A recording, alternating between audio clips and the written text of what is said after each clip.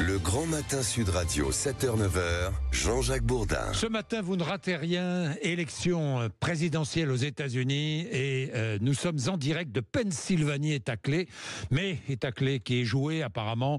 Fanta Barrett est avec nous, ancienne députée de Paris, soutien de Kamala Harris, installée à Philadelphie en Pennsylvanie depuis plus d'un mois. Fanta Barrett, bonjour. Bonjour. Merci d'être avec nous en direct. Vous confirmez, la Pennsylvanie a voté Trump ? Au vu des résultats à l'heure actuelle que je suis, tout comme vous, parce que je reviens d'une soirée démocrate, donc en fait qui s'est terminée un peu plus tôt que prévu, effectivement, il semblerait que cet État bascule chez Trump. Voilà. Et si la Pennsylvanie bascule chez Trump, eh bien, l'élection présidentielle, évidemment, est jouée et Donald Trump devient le 47e président des États-Unis, Fanta Barrett. Exactement.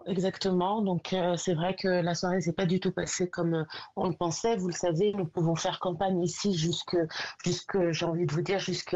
bureau, puisque on s'arrête véritablement à la porte du bureau d'élection. On peut donner des documents, renseigner les gens, etc. Donc on a terminé la journée vraiment dans la joie. Et c'est vrai qu'au fur et à mesure des résultats, les visages se sont assombris et la stupeur surtout, parce que c'est vrai qu'on nous annonçait depuis des semaines que les résultats seraient serrés. On s'attendait en plus à attendre 1 ou 2 journées pour la stabilisation complète des résultats. Mais là, il semble vraiment qu'il y ait une vague. Oui, une vague rouge, une vague trumpiste et Donald Trump qui emporterait aussi le vote populaire, le vote au Sénat, avec le vote à la Chambre des représentants, c'est-à-dire un pouvoir sans contre-pouvoir, Fanta Barrett. Ouais, ça c'est très inquiétant. C'est vrai que sur cette question de vote populaire, moi ça fait 4 semaines que je fais du porte-à-porte. Alors effectivement, Philadelphie, tout comme nos grandes villes en France, ne représente pas en fait tout l'électorat. Mais j'ai eu la chance, l'opportunité d'aller aussi un peu plus loin en Pennsylvanie, et on le voit tant dans les campagnes de communication qui sont beaucoup plus investies par les équipes de Trump que sur, vous le savez, aux fenêtres, les gens accrochent leur souhait de vote, donc dans le soutien même en fait de ces populations à Donald Trump.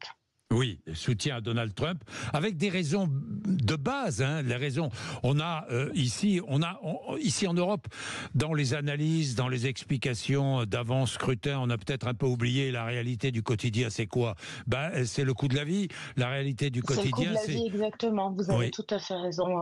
Vous avez tout à fait raison. À chaque fois que je suis tombée chez des gens qui me disaient qu'ils allaient voter Trump, en fait, les raisons étaient quasiment les mêmes que celles que j'ai pu rencontrer dans d'autres campagnes chez nous, c'est-à-dire cette question de l'inflation, cette question aussi des pensions de retraite, vous savez, qui sont faites avec des fonds sur lesquels il y a eu quand même une baisse de régime.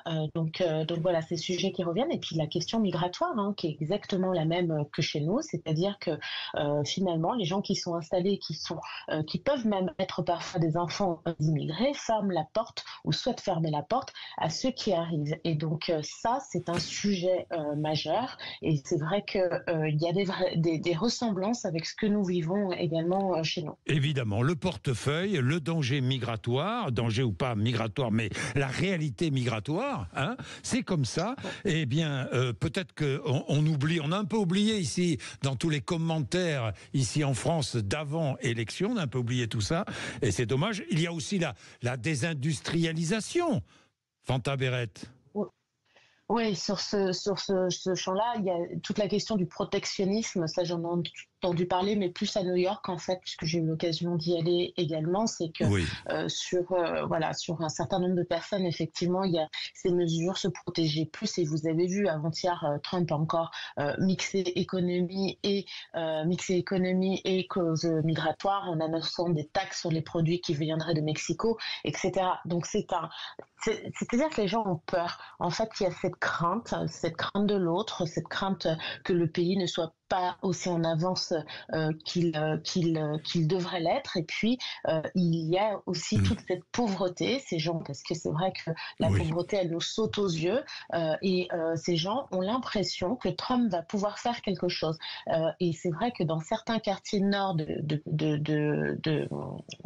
Philadelphie, pardon, vous passez du quartier cosy, vous passez 2 rues, vous arrivez dans des quartiers qui sont extrêmement pauvres. Les gens ouvrent leurs portes. Vous avez du mal à vous dire que vous êtes aux États-Unis.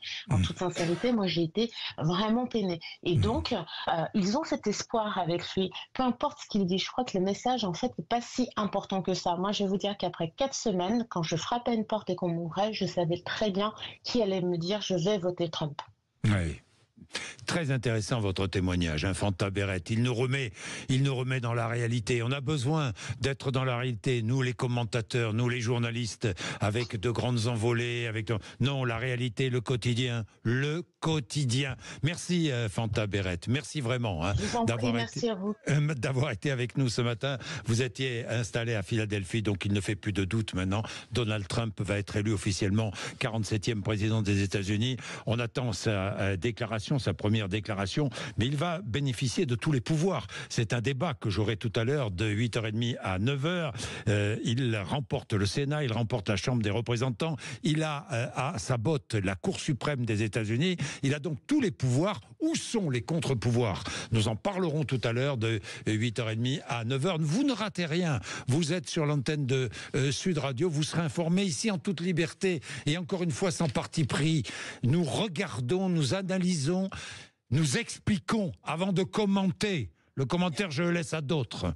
Moi, je veux de l'analyse, de l'explication. Et c'est le cas. C'est ce que nous faisons.